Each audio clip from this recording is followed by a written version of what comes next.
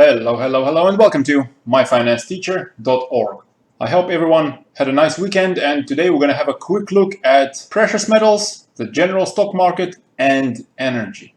Before we start, a quick plug-in. If you want to have immediate access to my analysis, join us at myfinanceteacher.org. The first month is only $5 and it's $10 per month after that. Now, looking at the precious metals, I want to start with the US dollar. Over the last 10 days, US dollar came down from around 91.6 down to about 90.4. My expectation was that sooner or later US dollar would continue declining to that long-term support at around 88. Looks like the ongoing short-term daily cycle in US dollar has already topped around 10 days ago. The daily cycle is now 40 days old. Usually these cycles last for an average of 59 days over the last few years. So I think we still have another 2 to 3 weeks of US dollar declining to that long-term support at around 88. And since 88 is a pretty strong support, I think there will be a bounce from that support zone at least for a short while.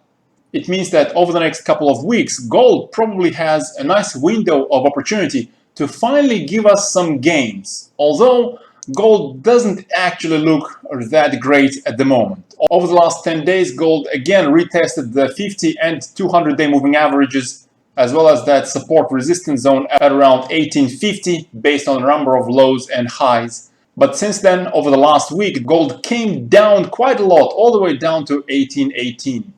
Looking at the gold cycles, usually the gold cycles last for around 1.5 to 2.5 months.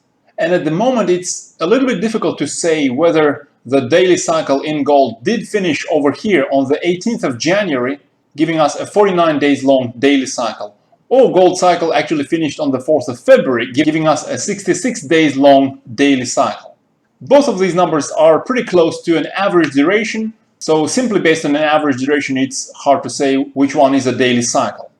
The importance here is that if daily cycle did end over here in the middle of January, that gives us a cycle that's already about a month long, and that would mean that gold is likely to continue down for another couple of weeks. Whereas if cycle finished over here at the beginning of February, that means the cycle is only around 10 days old, and the general tendency will probably be upwards. One of these daily cycles will be confirmed and the other one refuted once gold either creates a lower low below around 1785 or a higher high above around 1875. Now, while average duration doesn't give us much clue on daily cycle lows, let's have a look at market sentiment. Interestingly here, even the market sentiment, this is the optimism index on gold, doesn't give us much clue either. Both the mid-January low as well as early February lows give us relatively similar sentiment levels. So to be honest, not that much clue here either on how long is the ongoing short-term daily cycle. Is it 10 days old or is it a month old? So let's have a look at seasonality then, although I don't usually like to follow seasonality because it's often incorrect in forecasting price moves. But in either case, over the last decades, March has actually been a relatively bad month for gold prices, which weighs a little bit more towards the scenario where gold continues down for another few weeks. If the previous daily cycle finished over here in the middle of January and we have a new daily cycle which will say last for another 2 to 4 weeks, perhaps that will be the end of the ongoing new intermediate cycle in gold, which will be a relatively short intermediate cycle, but that's not impossible, lasting for say around 100 days. Usually intermediate cycles in gold last for about a half a year, but the previous one was really long one at 255 days, as you see over here. So sometimes these cycles can be much longer than usual, and sometimes they can be quite a bit shorter than usual. So this scenario, I think, is the most likely one, and currently I'm in wait and see mode on precious metals.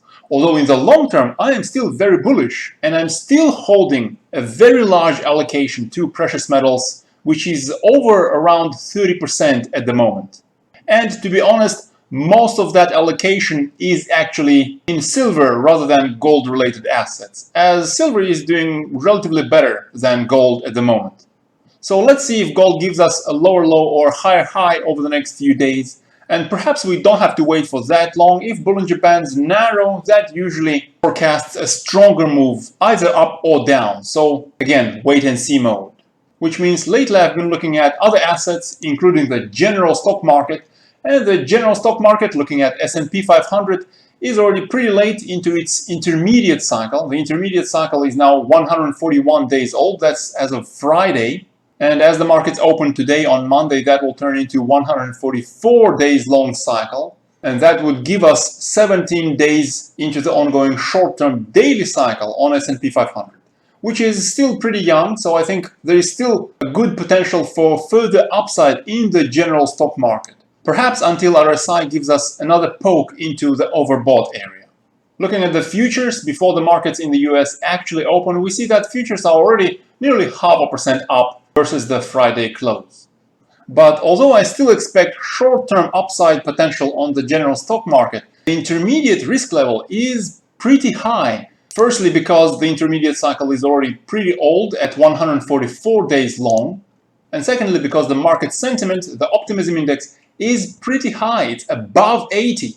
And you don't really want to invest a lot when everybody is excited. Instead, you want to invest when everybody is pessimistic.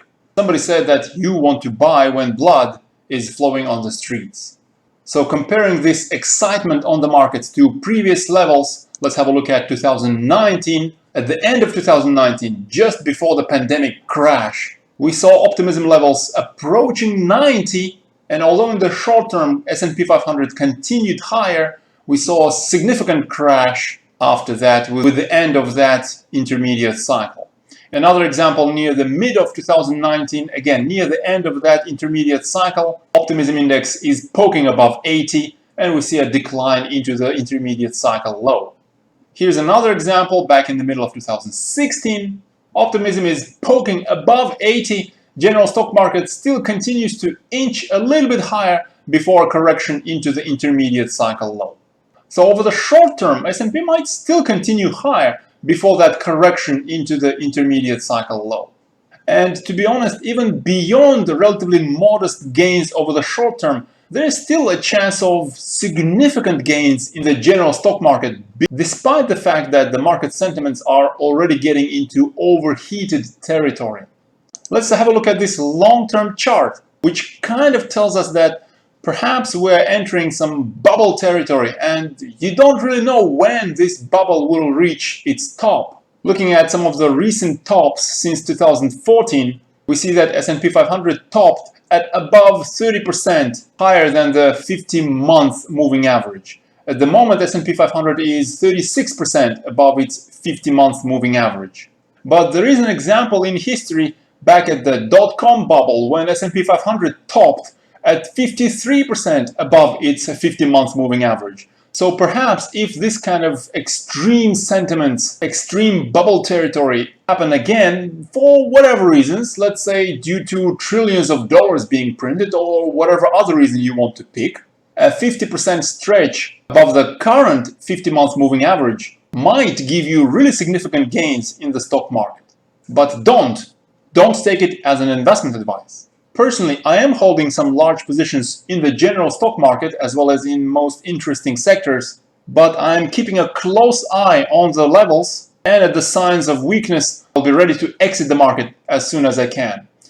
Now, besides S&P 500, let's have a look at NASDAQ, which is actually even more interesting.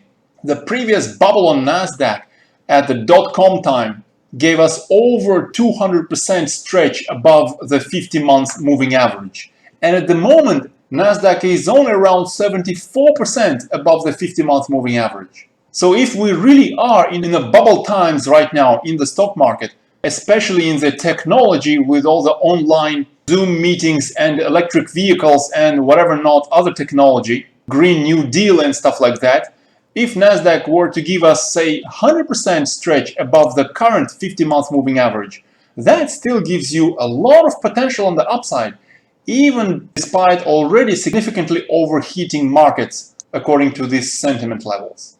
So on one hand, stock market is really overpriced, but you have to keep an open mind for what might happen if things really get too excited into that bubble territory, which of course will probably require some momentum, some driving force.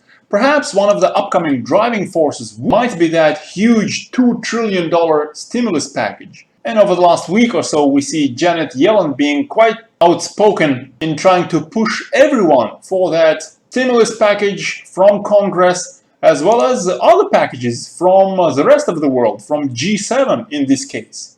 So this stimulus package might not actually be the only driver for that explosive bubble in the general stock market, especially in the tech industry, because the US is not the only country to print a lot of money.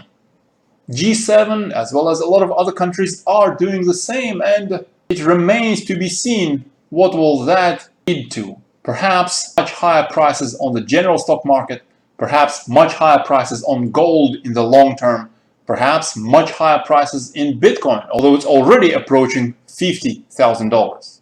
And lastly, let's have a look at energy. Crude oil has been doing pretty well in this ongoing intermediate cycle, and the ongoing cycle is now 105 days old. Usually crude oil cycles last for a bit longer than half a year. The previous one lasted for 196 days, so there might still be further momentum in crude oil. The previous resistance at around 54.6 was already broken after a bit of consolidation. That previous resistance was based on the February highs. The next resistance is between 65 to 66 based on the January highs before that significant drop in crude oil. So in the short term, perhaps there is further momentum in crude oil, but it's already getting overheated. 14-day RSI, as you see, is at 82, and the intermediate cycle is most likely past its midpoint. So at the moment, you got to be careful with energy. It's probably not really time to enter with large positions. The time to enter was in November last year, which we actually did with the members at myfinancesteacher.org. And as I've mentioned before, the next resistance zone for XLE is from this summer high at around 46.8. And as you see, XLE is already pretty close to that resistance zone. With some further momentum higher in XLE, with possible upcoming pokes through the upper range of the Bollinger Bands, I will be close to reducing my positions. But in the long term, I'm still positive on energy over the next, say, a couple of years, as the economies are going to open up with successful vaccinations. Energy, I think, is going to perform amazingly well. Although in the meantime, with some realization that vaccinating hundreds of millions of people might take longer than expected, there will be pullbacks. And after reducing my positions near the resistance, I will be loading up at those pullbacks. And again, if you want immediate access to my analysis, join us at myfinancesteacher.org. For now though, let me leave you with this question. What do you think is going to happen first? Gold giving us a lower low below 1785 or a higher high above 1875? Let me know in the comments below, hit that like button and share this video with your friends. For now, I wish you a gainful Monday and good luck in your trades.